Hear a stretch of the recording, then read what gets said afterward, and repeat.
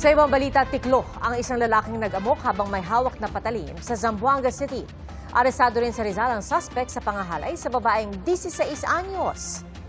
Ating saksihan. Sinadya ng mga operatiba ng Cainta Municipal Police Station ng Municipal Ground sa Barangay San Isidro, Cainta, Rizal kahapon. Nagbunga naman ang kanilang operasyon at nalambat ang 39 anyos na suspect. Naharap siya sa mga kasong rape, sexual assault at acts of lasciviousness. At ang sinasabing biktima, menor de edad na 16 anyos. Nagsimula ang insidente ng pangahalay ay 2023 pa. So, yung mga panahon na yun ay hindi nagsusumbong yung bata sa kahit sino. Tapos, nitong pagpasok ng 2026, nakatatlo pang insidente. Isinasagawa raw ang pangahalay kapag wala ang magulang ng biktima. Nakakulong na sa Cainta Municipal Police Station Custodial Facility ang suspect. Tumanggi siyang humarap at magbigay ng kanyang panig. Sa Zamboanga City, nahuli ang isang lalaking armado ng patalim at nag-aamok sa tapat ng isang butika. Ilang lalaki ang lumapit sa kanya para kausapin na bitawan ang patalim. May pulis na rumesponde sa lugar pero wala ring nagawa dahil galit na galit ang lalaki. Gamit ang isang kahoy, hinampas sa kamay at tuluyan ng nabitawan ng patalim. Kinuyog siya ng mga lalaki sa lugar at pinusasan ng pulis para dalhin sa police station. Nakuha sa kanya ang isang kitchen knife. Naharap siya sa reklamong resistance and disobedience to a person in authority. Ako si Dano Tingkungko, ang inyong saksi. Haharap sa status conference sa May 27 ang itinilagang bagong abogado ni dating Pangulong Rodrigo Duterte. Papalitan ni Attorney Peter Haynes si Attorney Nicholas Kaufman. Pinili si Haynes ng partner ng dating Pangulo na si Hanilet Avancenia at ng anak nilang si Kitty Duterte. Sila na ngayon ang humahawak sa usaping ligal sa kaso ni Duterte sa International Criminal Court. Ilan po sa mga ipinagtanggol ni Haynes ay si Jean-Pierre Bemba ng Democratic Republic of Congo na kalaunay napawalang sala sa kasong war crimes at crimes against humanity. Bilang international criminal and humanitarian lawyer, iba't ibang kaso na ang hinawakan ni Haynes gaya ng kasong may kaugnayan sa murder, serious fraud, sexual offenses at human trafficking. Sinabi po ngayon ni dating Senator Antonio Trillanes IV na posibleng magkaroon din ng ICC warrant laban sa dalawang co-perpetrator sa kasong crimes against humanity ni dating Pangulong Rodrigo Duterte. Ay po kay Trillanes, yan ay sina Senador Bongo at dating PNP Chief Oscar Albayalde. Saksi si June Veneracion. Matapos lumabas ang arrest warrant ng International Criminal Court laban kay Senador Bato de la Rosa, posibleng maharap din umano sa Senador Bongo sa warrant ng ICC. Batay sa impormasyong nakuha ni dating Senador Antonio Trillanes IV, nakaumang na umano ang warrant of arrest ng ICC para kay Go bilang co-conspirator ni dating Pangulong Rodrigo Duterte sa kasong crimes against humanity of murder and attempted murder. Ang susunod po ay si Senator Bongo. Pero para lang maliwanag, ito ay baka medyo buwan pa ang binibilang natin. Hindi man tiyak kung kailan, nakasisiguro sa Trillanes na magkakawarrant din si Go. Gaya ni De La Rosa, isa si Go sa nabanggit na co-conspirator umano ng dating Pangulo. Batay sa dokumentong naglalaman ng charges sa ilalim ng crimes against humanity. Akusasyon laban sa dating Pangulo kay Go at iba pang law enforcement official. Noong panahong alkalde si Duterte sa Davao City, ginamit umano nila ang mga pulis Davao at ang Davao Death Squad para pumatay ng kriminal. Sabi ni Trillanes, inireklamo si Go sa ICC dahil nung kasagsagan ng mga extrajudicial killings ay si Go umano ang tagabigay ng reward sa bawat assassination bilang leader umano ng Special Operations Group ng National Death Squad ni Duterte. Ito yung pagbabayad or pagiging accountable. Noong namamayagpag sila, wala silang pakialam sa buhay ng Pilipino. Pero ito na, singilan na ito. Bukod kina De La Rosa at Go, posibleng ma-issuehan din daw ng ICC warrant si dating PNP Chief Oscar Albayalde, sabi ni Trillanes. Sinusubukan pa naming makuha ang pahayag ni Go at Albayalde. Pero dati nang iginit ni Go na walang basihan, one-sided, at hindi patas ang aligasyon laban sa kanya. Itinanggi rin niya ang anumang pagkakaugnay sa mga patayan. Sabi naman noon ni Albayalde sa isang panayam, gagawin niya ang lahat ng legal na hakbang kung ipapaaresto siya ng ICC. Ako si June Veneracion, ang inyo, saksi. Patay ang isang rider matapos sumalpok sa nakaparadang motorsiklo sa Ilocos Norte. At sa Sorsogon, 2 ang patay sa bangga ng multipurpose vehicle at bus. Ating saksihan! Maingat at kalkulado ang galaw ng mga responding rescuer habang sinasagip ang mga pasaherong sakay ng mga sasakyang nasangkot sa disgrasya sa Maharlika Highway sa bahagi ng Barangay Ranga sa Huban, Sorsogon kahapon.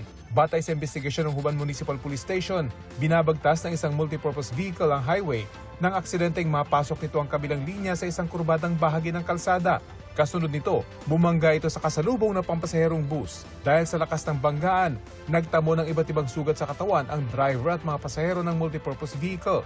Agad silang isinugod sa Erosin District Hospital. Sa 11 dinala sa ospital, 2 ang idineklarang dead on arrival. Dinala sa himpilan ng pulisya ang driver ng bus para sa investigasyon.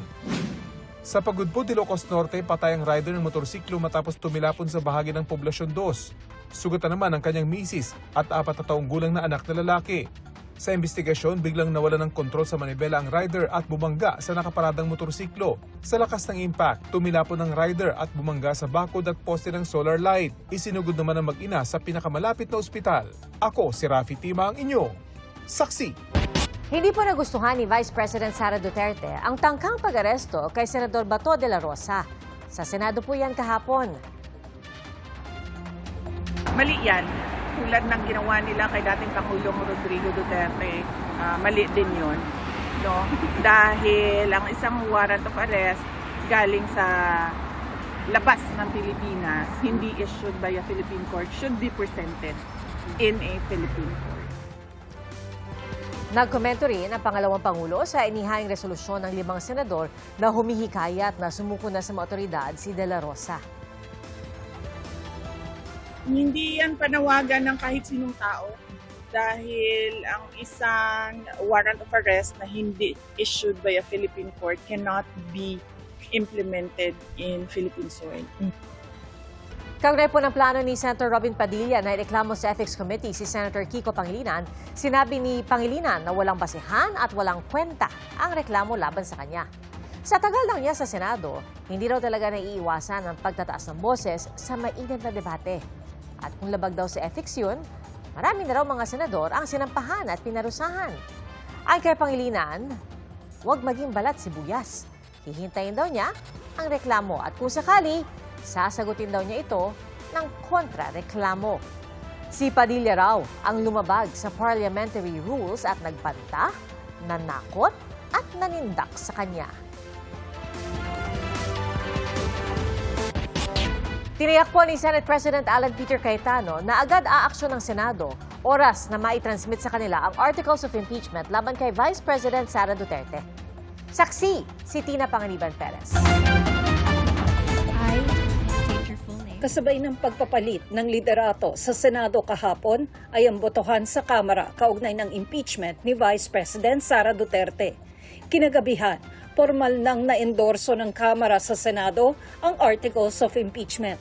Pero hanggang ngayon, hindi pa ito naipadadala sa Senado.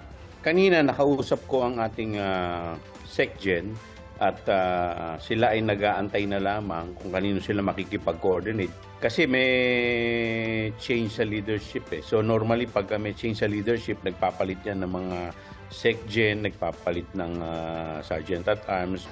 Wala pa advice na.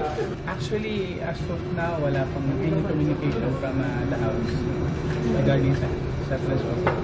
Ayon kay House Secretary General Cheloy Garafil, kasalukuyang nagre-reproduce ang HOR Secretariat ng mga kopya ng Articles of Impeachment para sa Senado. Aabot daw ang mga ito sa ilang libong pahina. At kasalukuyan pang pinagsasama-sama at chinecheck para matiyak na akma ito sa inaprubahan sa Kamara. Sa oras na tanggapin ng Senado ang resolusyon nagtatakda ng Articles of Impeachment, sabi ng ilang kongresista, kailangang mag-convene agad ito bilang impeachment court. Pero apektado kaya ito ng pagbabago sa liderato ng Senado? Ano ho ba ang balak nila ng bagong majority sa proseso ng impeachment? Karamihan ng majority of 13 ngayon ay mga pro-Duterte. Sinasabi ni Senate President Alan Peter Cayetano na ito'y walang kinalaman sa impeachment bagamat marami ang nagdududa sa timing. Pero sa akin naman po, bigyan po natin ng bigyan natin siya ng pagkakataon na patunayan na ito'y walang kinalaman. Sabi ni Senate President Alan Peter Cayetano, aaksyonan daw agad ng Senado ang articles of impeachment kung maitatransmit ito dahil tungkulin nila ito sa ilalim ng saligang batas. Pagka natanggap niyo yung impeachment, magko-convene kayo immediately. Forthwith. So the next day, sir? The next day, sir. So, I consulted also Senator Soto. Sabi niya, process, ibigay muna sa Committee on Rules. So, we will do what has to be done and there won't be delays. Umaasa rin daw siya na makakapag all-member caucus bukas para mapag-usapan ng iba't ibang issue kabilang ang impeachment trial ng Vice Presidente. Si Senadora Risa Ontiveros, hindi raw nawawalan ng pag-asang may mararating ang impeachment sa Senado.